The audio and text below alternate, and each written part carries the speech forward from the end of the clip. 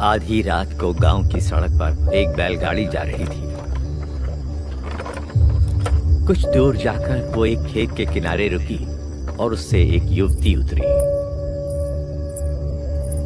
तभी उसे बैलगाड़ी के चलने की आवाज आई।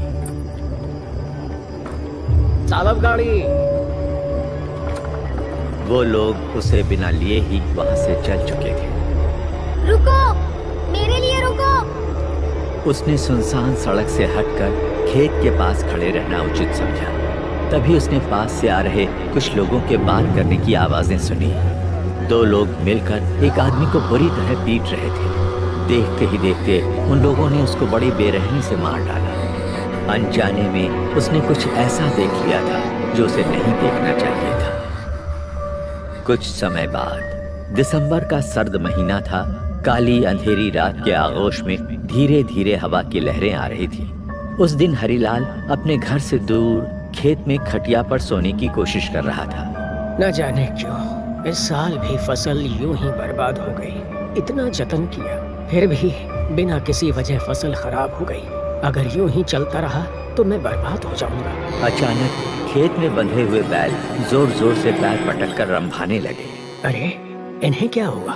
अरे, इन्हें कहीं सर्दी तो नहीं लग रही? जरा अलाव जला देता हूं। और जैसे ही वो वापस मुड़े, अलाव के उजाले में उनकी नजर खाट पर पड़ी। उनके होश फाख्ता हो गए। एक युवती उनकी खाट पर बैठी बुरी तरह हाँफ रही थी। कौन हो तुम? खून। वहाँ मैंने एक आदमी का खून होते हुए देखा। मैं पेड़ के पीछे छुप के देखती रही और तभी उन्होंने उस आदमी पे चाकू से कई वार किए और मार डाला। आपके खेत से कुछ दूरी पे जो इमली का पेड़ है, उसके नीचे उस लाश को गाड़ दिया। हरिलाल ये सुन के हक्का बक्का रह गया, पर उसने उस युवती को आश्वस्त किया। आप डरिए नहीं, यहाँ आपको कोई खतरा नहीं है। आपका नाम क्या है और किस गांव की रहने वाली हैं? मेरा नाम ज्योति है। मैं पास के वर्धा गांव की रहने वाली हूँ। वहाँ के जमींदार किशन चंद की पत्नी हूँ। मैं पास के गांव की एक शादी में आई थी। रास्ते में गाड़ी रुकवा के मैं लघु शंका को गई, पर वापस आके देखा कि वो मुझे छोड़ के ही चले गए हैं। पर वो लोग कौन थे? 3 लोग थे, जिसमें से एक लंगड़ा बैसाखी लेके चल रहा था, दूसरे को वो कल्लू बुला रहे थे और जिसका खून हुआ उसको विनोद बोल रहे थे। अरे, वो तो बड़े खतरनाक लोग मालूम पड़ते हैं। कल सुबह मैं आपके साथ पुलिस स्टेशन चलूंगा। आप तब तक उस कुटिया में निश्चिंत होकर सो जाइए। मैं यहीं खाट पे से खेत की निगरानी करूंगा। बहुत रात हो गई थी।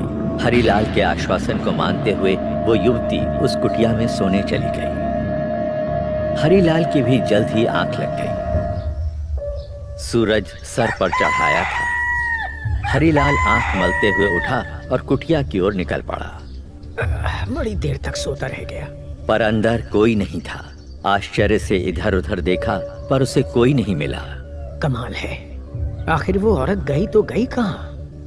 उसने बताया था कि कल कुछ लोगों ने एक आदमी को मारकर वहीं इमली के पेड़ के नीचे दफना दिया था। मुझे पुलिस में खबर करनी चाहिए। कुछ देर बाद वो इंस्पेक्टर विजय के केबिन में बैठा हुआ था। तो तुम ये कह रहे हो कि ज्योति नाम की औरत ने तुम्हें इस खून के बारे में बताया? जी साहब। कहाँ है वो? तुम्हारे साथ क्यों नहीं आई? मुझे नहीं पता साहब। सुबह जब मैं अपनी कुटिया में गया तो वो वहाँ से जा चुकी थी। ये कोई कहानी तो नहीं है जो तुम मुझे सुना रहे हो हरिलाल? हमारा वक्त बर्बाद किया तो परिणाम अच्छा नहीं होगा।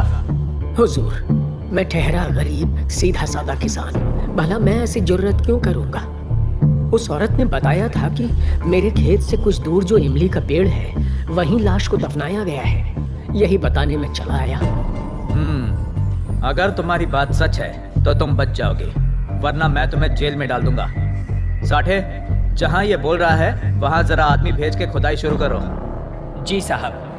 हरिलाल की बताई हुई जगह पर साठे और अन्य पुलिसकर्मियों ने खुदाई का काम चालू करवाया। पता नहीं कहाँ से ये हरिलाल सुबह सुबह आ धमका।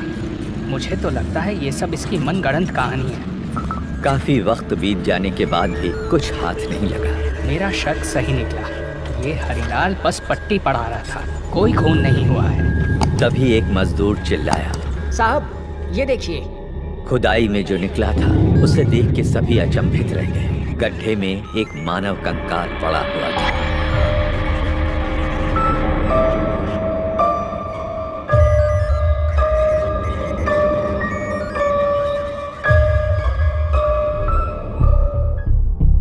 आखिर क्या था इस कंकाल का रहस्य? वो लड़की कौन थी और वो कहाँ गायब हो गई? कहानी जारी रहेगी।